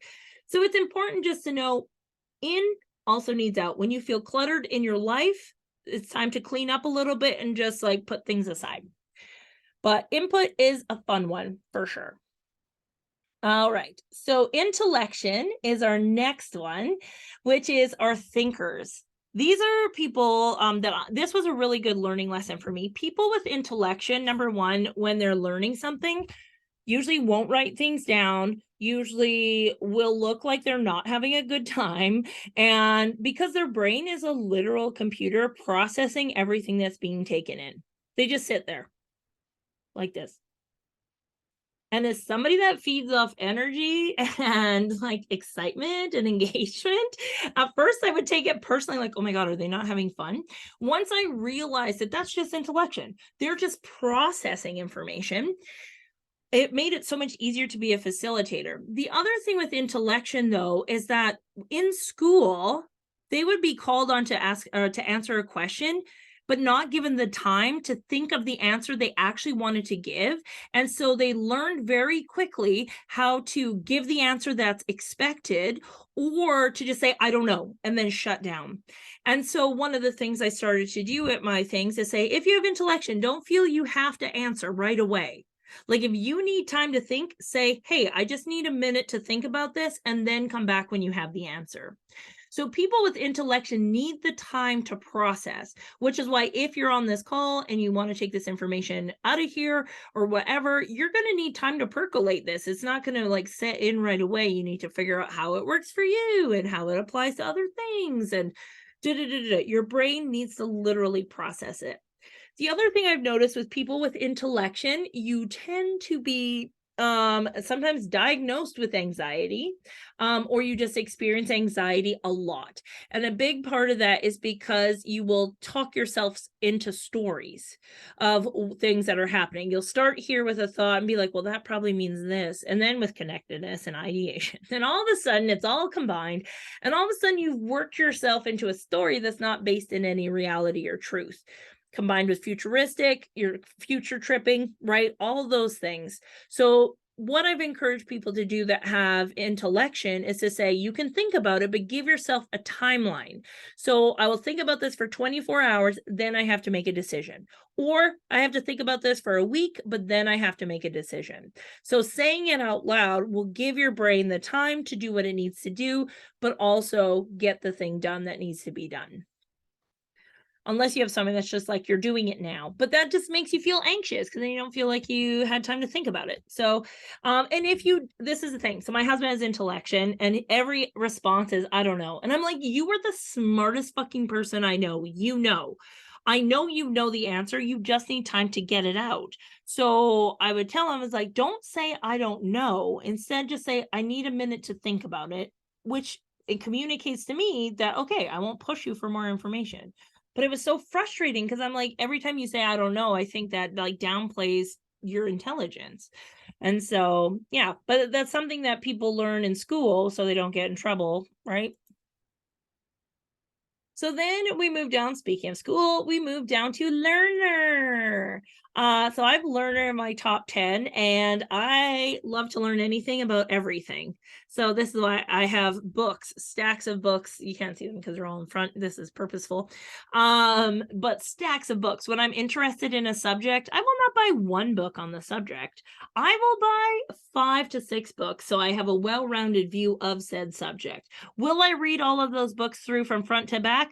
No, I probably will not. I will start and highlight, and then I will stop and start another one because I get bored because I also have activator.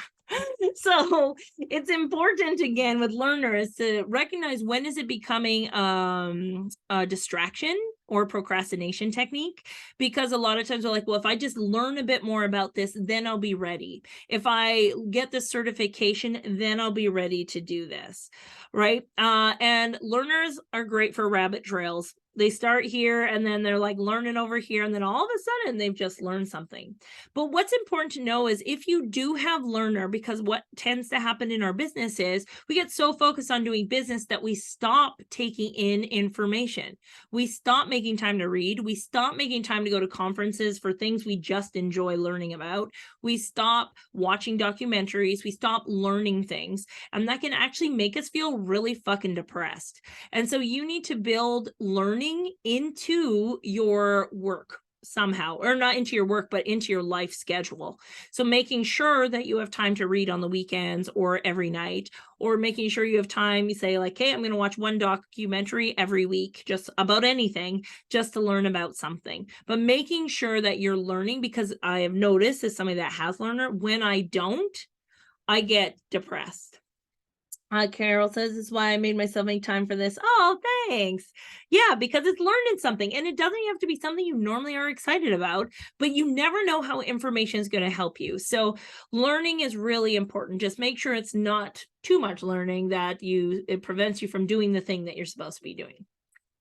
All right, then we have maximizer. So maximizer is in my top 5. And in contrast to developer, maximizer does not like to work with people with potential, but instead they want to work with people that recognize their own potential and help them become great.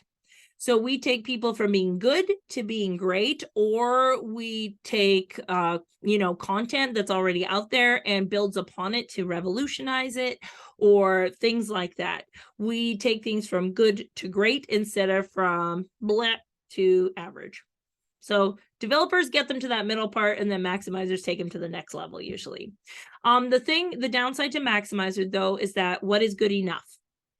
So we need to know when good enough is good enough, because if we don't, we will always think something better can come along, whether this is in the form of an Instagram post that you put out or something like that. And I see this all the time with friends of mine that have maximizer. They'll post something and be like, oh shit, I should have posted this other photo. I think would have been better.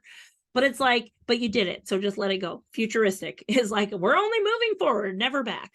But maximizer gets stuck there. The other thing is, anytime I do something, I need to do it a little bit differently next time to make it slightly better than it was before, or different, or whatever. And that is not always great, because consistency is really important for business and things like that, so people know what to expect every single time. And so recognizing or having an outside perspective of somebody say, you know what, it's good enough, right? And the other thing is understanding with Maximizer that 80% of done is better than 0% of perfect. So making sure that you get it out, even if it's not perfect, is totally fine. And those of you that have activator, but maybe no achiever, and you might have maximizer high up, that could be getting in the way. So it's important to say, you know what, it's good enough. I can tweak it as we go along, or I can fix it the next time I do it. Whatever the thing is, just get it out, because otherwise you miss your timeline. So maximizer can get in the way that way. The other thing maximizer is great for is packing stuff in. So if you don't set a time limit for yourself, you will never be good enough. So for me, when I wouldn't set a list of number of things to do in my day, I would think that I never accomplished enough, even though I was accomplishing a lot. I would still feel like it wasn't good enough. As soon as I started saying like, okay, I have to fit in 1, 2, 3 things every day between these hours, then all of a sudden I felt a sense of accomplishment, because I maximized my time and energy to fit into a specific time frame. So that's really important. If you don't set a time frame, well, time will just continue. So it literally is like, I didn't do enough, but you did, but you just don't know that you did, right? So saying, okay, I'm allotting myself 5 hours. Let's see how much I can get done in 5 hours. Done. And feeling satisfied with whatever that is, because maximizer will cram it in. Let me tell you. Okay, beep, beep, beep, beep. Positivity. Okay, so positivity are our cheerleaders. These are people that see silver linings everywhere. They are super cheerful. When they walk into a room and everyone's sad, they're like, "Come on, guys, it's not that bad." Sometimes can become toxic positivity, and towards others, but more importantly to themselves, because they, like every person goes through hardship. It's just part of being a human. But positivity would rather ignore it and push it away and find the good in it, instead of actually sitting in the icky feelings that come with it. And it's really important. And I see this all the time, like at Body Image Bootcamp or things like that, where people with positivity will be like, they're like laughing, but crying. And they're talking about trauma, because their brain literally is fighting everything in them to feel sad. And so in my experience, people with positivity end up being the most depressed people I know, because they talk about the hard things in order to try to find a silver lining. And I couldn't understand that at first, but my makeup artist, like, I would walk in and she'd be talking about like tsunamis and like terrible things happening in the world. I'm like, you can't talk to our clients about this stuff. What are you doing? You have positivity. I don't understand. And then I realized that she was trying to make sense of these terrible things that are happening. And one of the ways that she would do this, communication. So I was like, okay, there's a time and a place, and this is not the time nor the place. But it's really important for us to recognize that people that tend to be the most positive all the time will probably be the most depressed people you know, without knowing that they are. So it's important that you ask them, like, how are you really? Like, and make them uncomfortable and help them sit in their squidginess and give them permission to feel that. And if you do know what their other strengths might be, you can bring those strengths in to help them work through it, so that positivity can take a little bit of a backseat. It's a very good defense mechanism, but it's not helpful for the most part when it is eating them from the inside out. So it's great because it's positive, but also you want to make sure that they're still dealing with the things, or you're dealing with the things. All right, relator. So I have relator. Relator is a strength that's very relationshipy. This is what makes me good at taking things that are seemingly unrelated and figure out how they mash up together. My brain's like, put those together. This is how it works, which is really fun. The other thing is when people are telling me a story, it's the Oprah syndrome. I will tell you a story because now that we're connected, this is how I connect with people. And even though it can sound like I'm trying to compete, if they have competition, that's how they'll interpret it. But if they have related, they'll understand it. They're like, yeah, me too. Yeah, me too. But the cool thing is in business, this is how we relate to our clients. It's fantastic. I've never had a kid, but I can tell you a story about somebody that has had a kid, and I can relate to you on that front, right? We're able to relate to people on literally everything. And the thing is, we also love metaphors and similes. It's kind of like, and it's basically we use that for everything. Everything is something else, essentially. Now, here's how relator can show up, though, to other people, is that you can be standoffish or cold, especially if you're with other people. Cliquey would be the word, because you have a small group of true, trusted, loyal friends that you've known literally forever. And it's really hard for anyone else to break into that because relators tend to have different gates, I call it. This is the way my brain works. Again, relator is like the first gate. Yeah, you can come on in. This is being my acquaintance or friends, but you're only going to see what I want you to see. Then, okay, you've stuck around for a bit longer, so I can slowly open another gate and like drop a truth bomb. And if you're going to run away scared or make fun of me for it, then the gate shuts. But if you're like, yeah, that's fucking normal, you're fine, that's cool, let's hang out, okay, come on in. So now you're a little bit closer to like full on Terry. And so it's like the levels of intimacy essentially. But what happens is when we let somebody through and then they hurt us, slam, that gate comes down, the wall gets a little bit higher, and we cut those people out and we don't even care. We're like, nope, I'm done. And there's no like yelling, there's no screaming, there's no nothing. It's just like, you showed yourself, goodbye. And that's the end of it. But what happens is it makes the gate higher for the next person to come into, and they didn't deserve that. So it's important for us to check, when are we getting in the way? And it's really important as well. We can come off as introverted. We tend to be introverted, hate fucking small talk, hate it with a passion.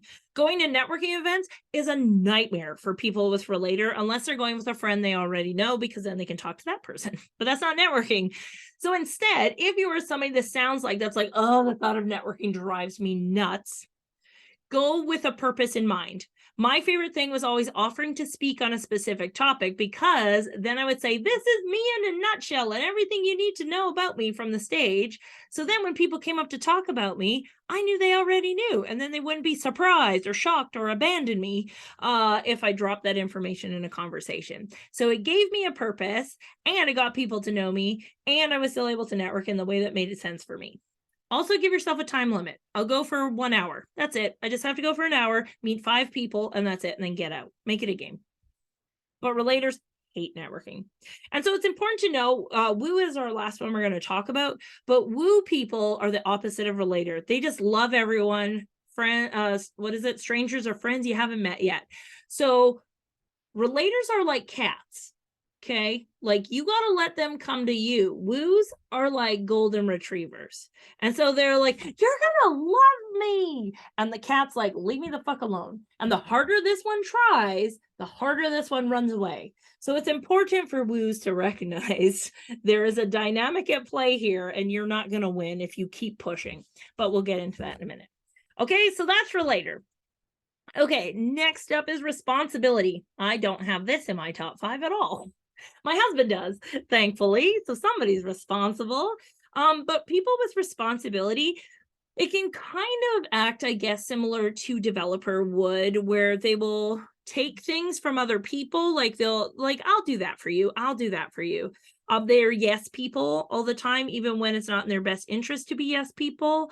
And so they can end up saying yes to more things than they should. And then when something drops or they aren't able to hold everything, they feel really ashamed that they are not dependable or seen as dependable or reliable. And if they're attached to something in any way, they are going to take it to the end. So in group projects, they would be in control of the group project because they were responsible for everything. And so the downside to responsibility is saying yes to things you maybe don't have time or energy or capacity to do just because you feel responsible to your family, to your friends, to your coworkers, whatever. Recognizing when is it not your time to say yes is beneficial for somebody with responsibility. It can still hurt a little bit when like you say no because you've always said yes, and then somebody gets mad at you because you've always said yes, but now you're saying no. But just understand that just because you said no and they get mad doesn't mean you should have said yes. So that's a really important one. And responsibility, again, just like generally, they're responsible for everything. So they will take care of the bills, and they will take care of taxes, and they will take care of things if you don't do it.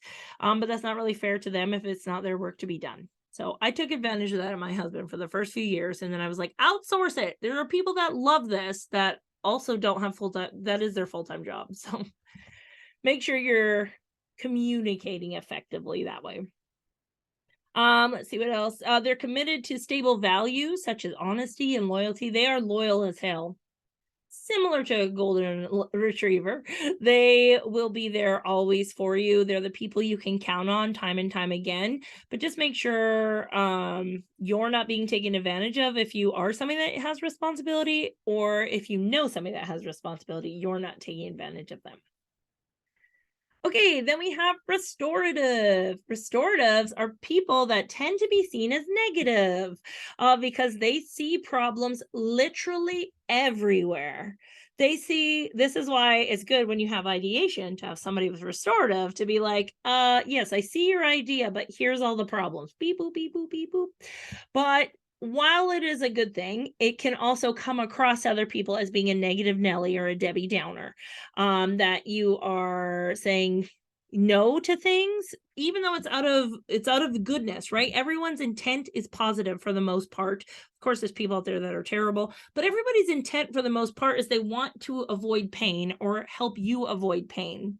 So with restorative, they might react and say, why the fuck would you do that? Because they could see the problem when you couldn't. Just know that it's not personal. It's that they are worried that you almost got in trouble, or you almost got hurt, or you almost whatever. And it is with the best intentions that they are saying it that way.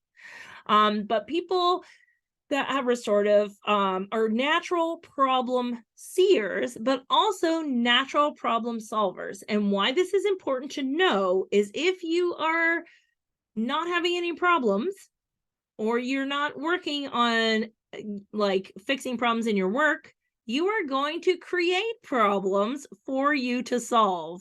So it's important to know that you're being challenged in that way, or you're utilizing restorative in a way, either professionally or as a hobby or whatever, that allows you to problem solve, because otherwise you are going to start doing it by accident and you're going to create problems where there are no problems to happen. Okay, so just something to keep in mind there. So the next one down, we're almost done. There's only 4 left. And so the next one down is self-assurance. And self-assurance is an innate confidence to do things when maybe you don't have the skill level to do it. But we will say yes anyways. I have self-assurance in my top 10, and it is the thing that is responsible for me putting up my hand before my brain has a minute to say, but can we? And so I will agree to things, and then I get myself into these situations.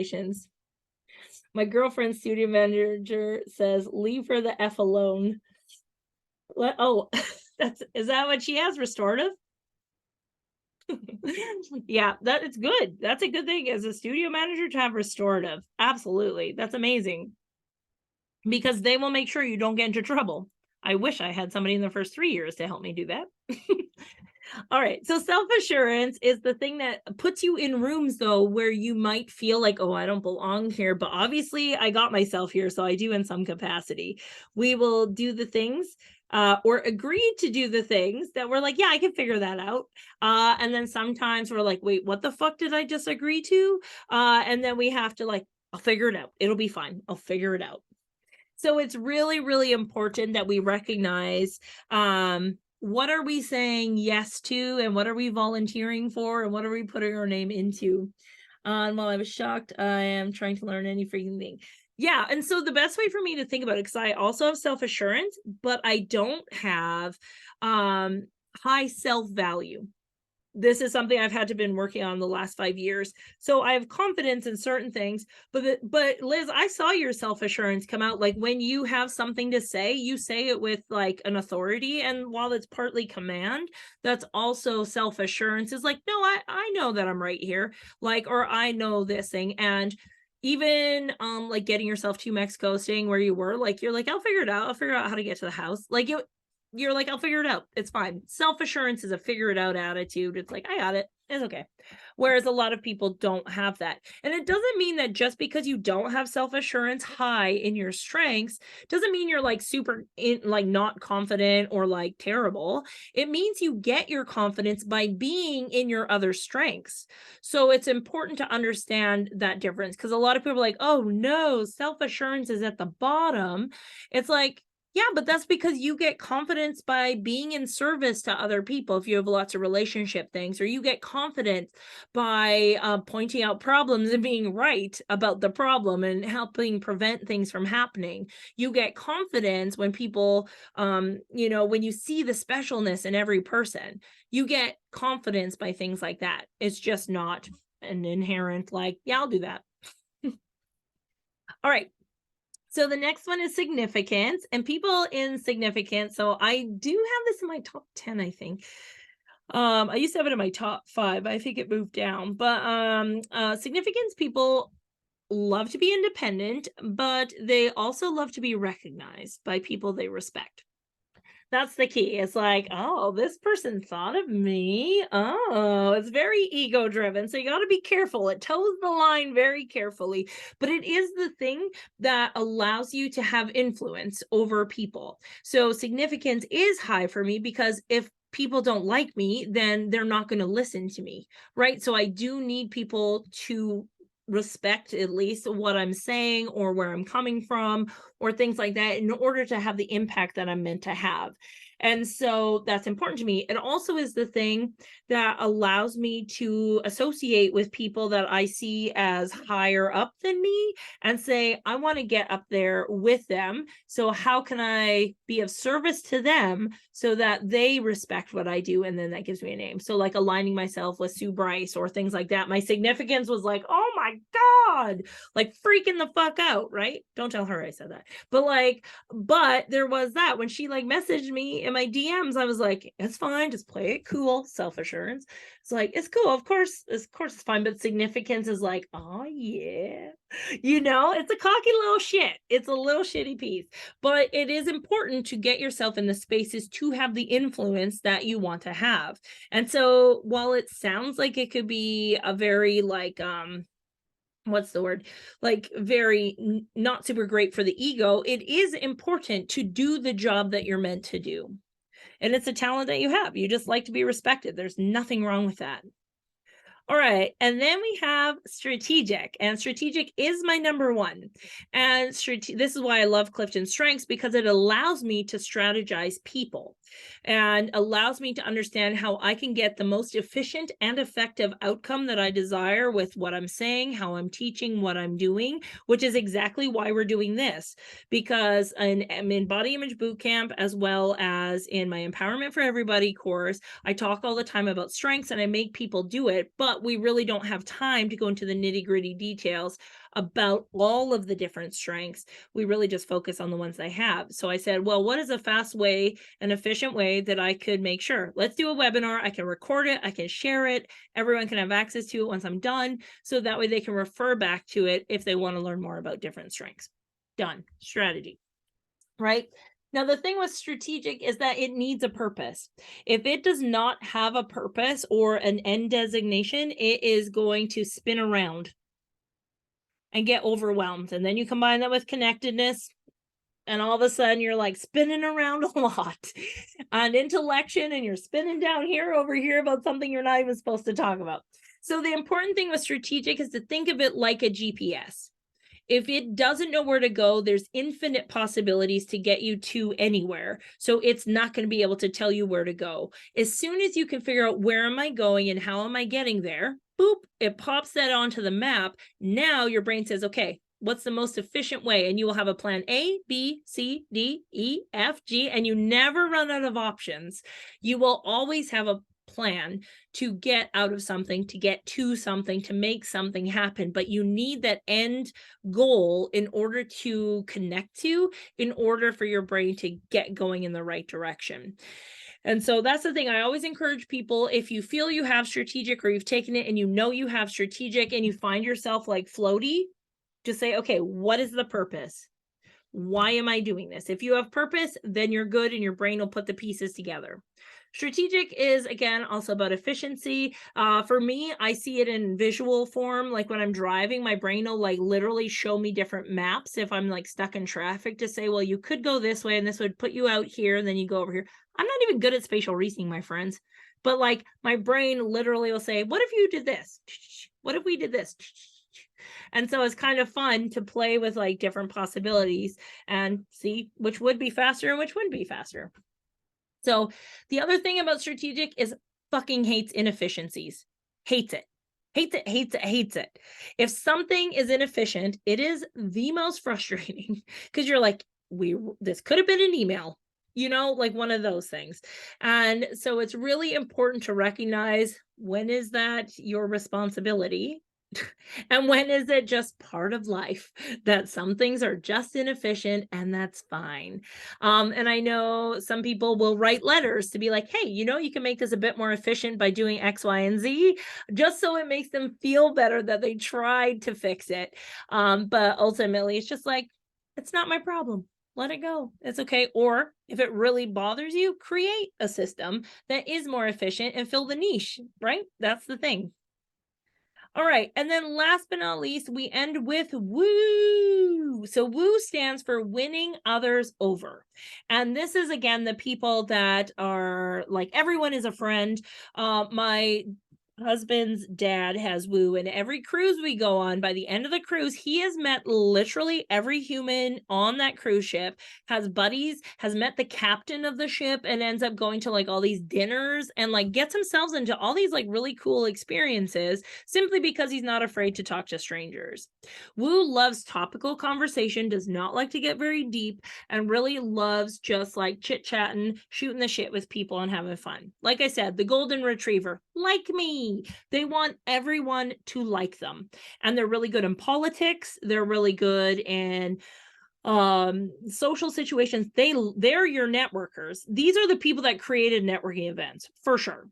Woo people created networking events where they're like, yeah, let's just invite anyone and we're all just gonna have so much fun talking about topical things. Ugh. No, but it's great in business because it allows you to be introduced to new people, new businesses, new opportunities, and get yourself in spaces you maybe wouldn't have if you were too shy to do those things, or if you had related and was like, I only trust these people. That's it. Right? So woo is really great that way. They're usually really great salespeople because they know what to say, and they can become little chameleons for whoever they're talking to say what needs to be said to get the outcome that they desire.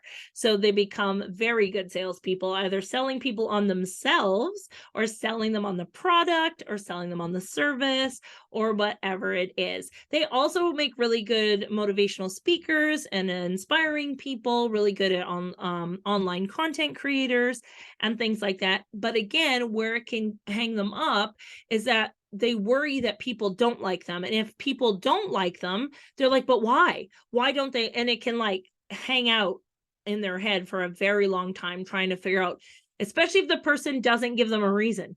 That is the most annoying thing for a person with woo, is not knowing why somebody doesn't like you. It's just like they just don't. But Wu is like, no, but I need to know why. What did I do wrong? How could I do it differently? So it's important to recognize when that's getting in the way, when that's an ego-driven need to fulfill, as opposed to it being something that's serving the world, right? Is it just hindering me, and how can I dial it down? So that, my friend, is the 34 themes, talents, and strengths of Clifton Strengths. Thank you for listening to me babble through them. Hopefully it gave you a bit of insight into how they can show up both positively, but also not so positively. And so what I always encourage people to do once they, number one, if you haven't taken the assessment, highly recommend. I don't get paid for it. I just recommend that everyone does, because the insight guide is going to be the thing that gives you the most valuable information that comes with it. What the insight guide does is that, let's say Liz and I have a similar strength, our report is going to show it differently based on where the rest of our strengths fall. So I know what motivates me, how I can feed into my strengths, and how I can leverage it. And she can do the same for herself, because what we talked about today is just generally how these show up.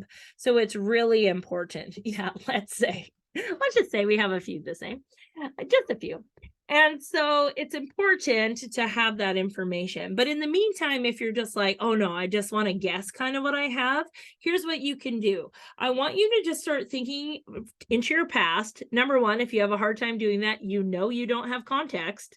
So there's that. You can check that one off the list as a don't have.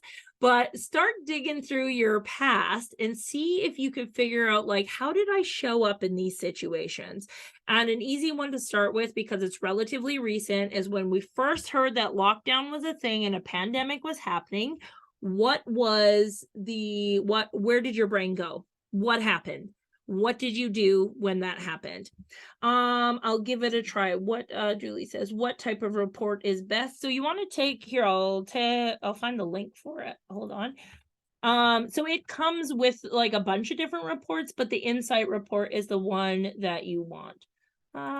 Sorry, Clifton Strengths. I should have had this ahead of time. I'm sorry. It is what it is. Okay. Here we go. Because there is also, if you do have teenagers or kids over 8, there's also assessments that they can take. So you can start helping them be confident in who they are. Here, this is a very long link, but that will help.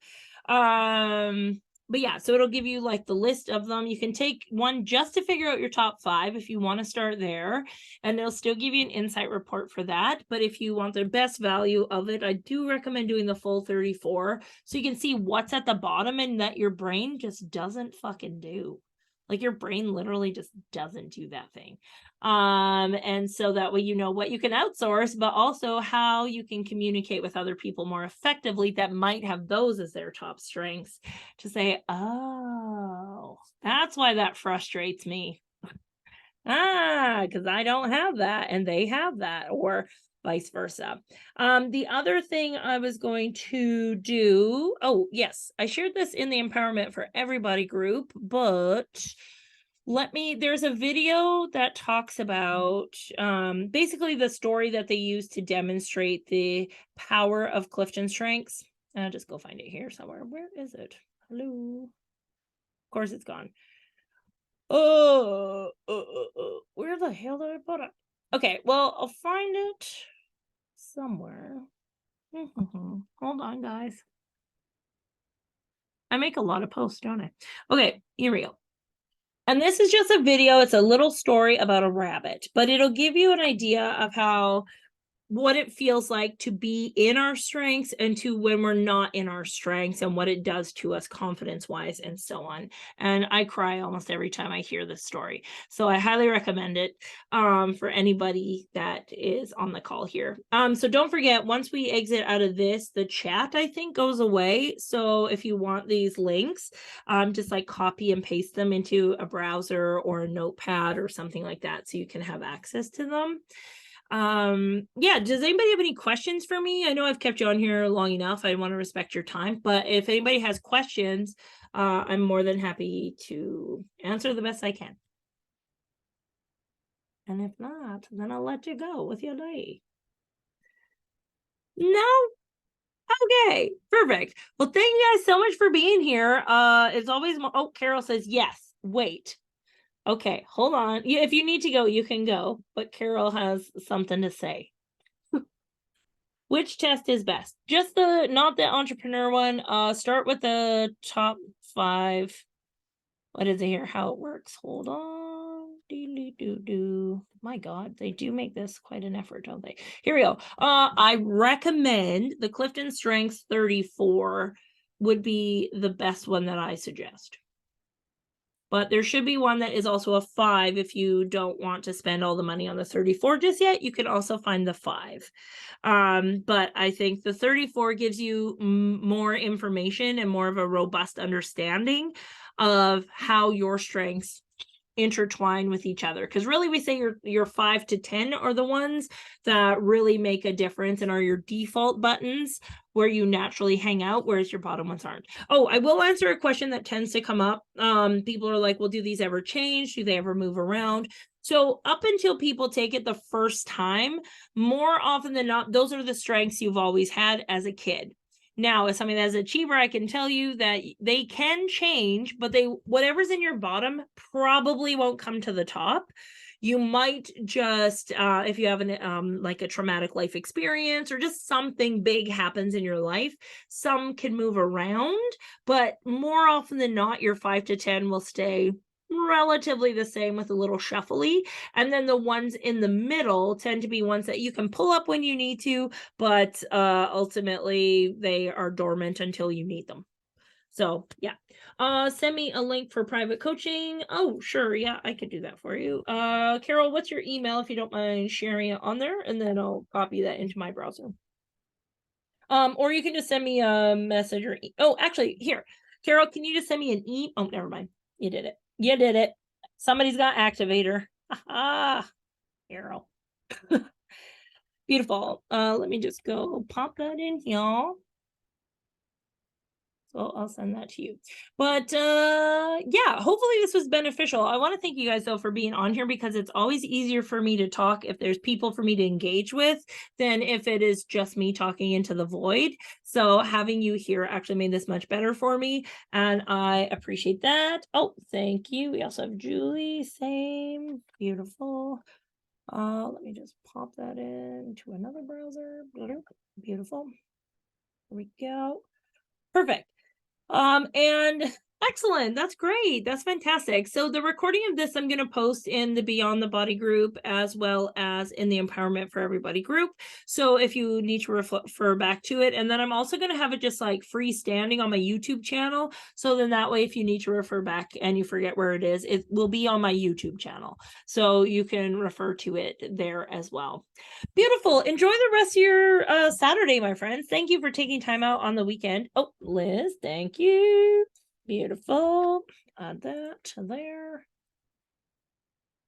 And I hope everyone has a fabulous weekend. And oh yeah, in the US, you guys will be having Thanksgiving soon, so get excited for that.